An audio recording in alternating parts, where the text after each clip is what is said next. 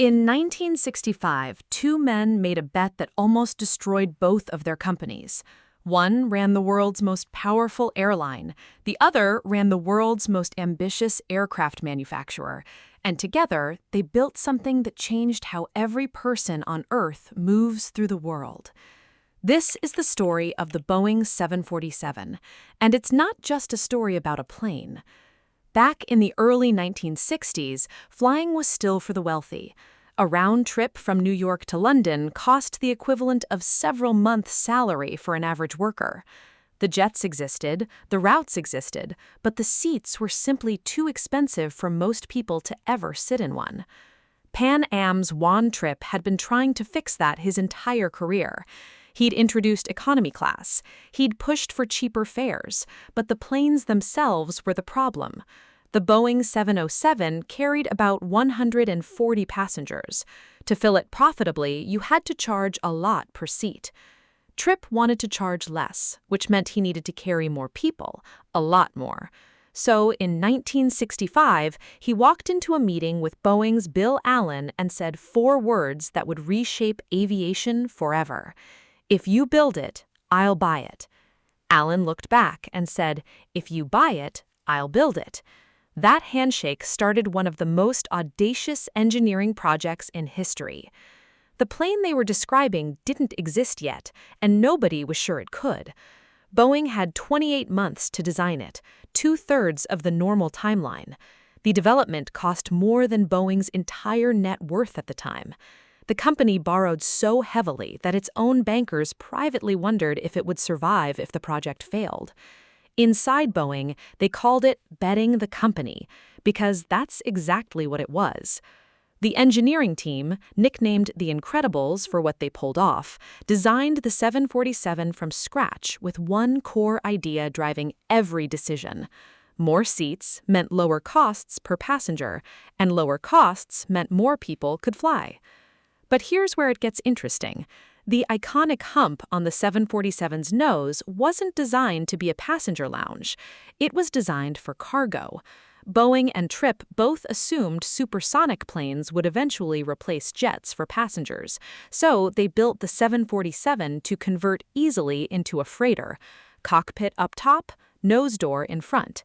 When Trippe noticed the space behind the cockpit just sitting empty, he told Boeing to turn it into a first-class lounge instead. That hump became the most recognizable silhouette in aviation history, and it happened almost by accident. On January 22, 1970, Pan Am's Clipper Young America took off from New York to London, carrying 400 passengers. Tickets that once cost the equivalent of months of work now cost the equivalent of days. Millions of people made their first intercontinental flight on a 747.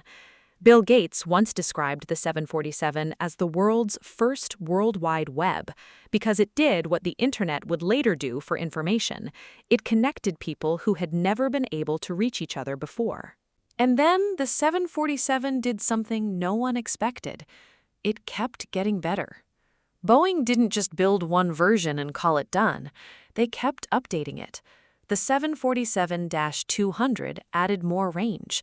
The 747-SP was a shortened version built for ultra-long routes. The 747-400 modernized the cockpit, extended the range, and became the backbone of international aviation for 30 years. Each generation answered whatever the airlines needed next.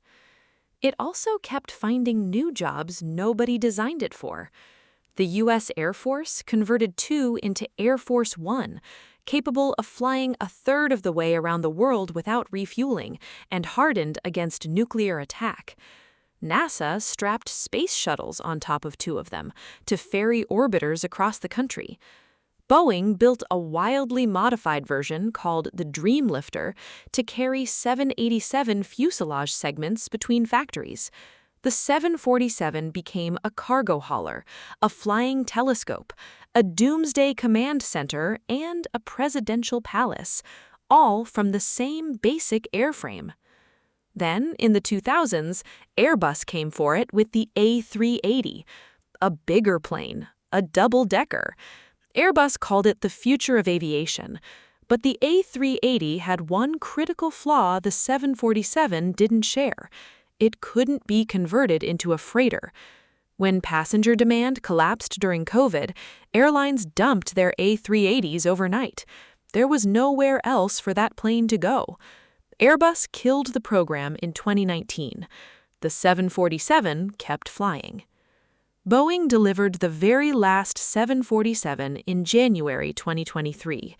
As it flew its delivery route from Everett to its new home, the crew drew a crown in the sky with its flight path, then wrote 747 underneath it. But here's the thing. That wasn't a farewell. As of late 2025, over 300 747s are still in the air. Cargo operators expect to fly their 747-8 freighters well into the 2050s. The new Air Force One, also a 747, will likely still be flying in 2055, 80 years after that first handshake between two men who bet everything on a plane that didn't exist yet. The 747 didn't just beat every plane that came after it.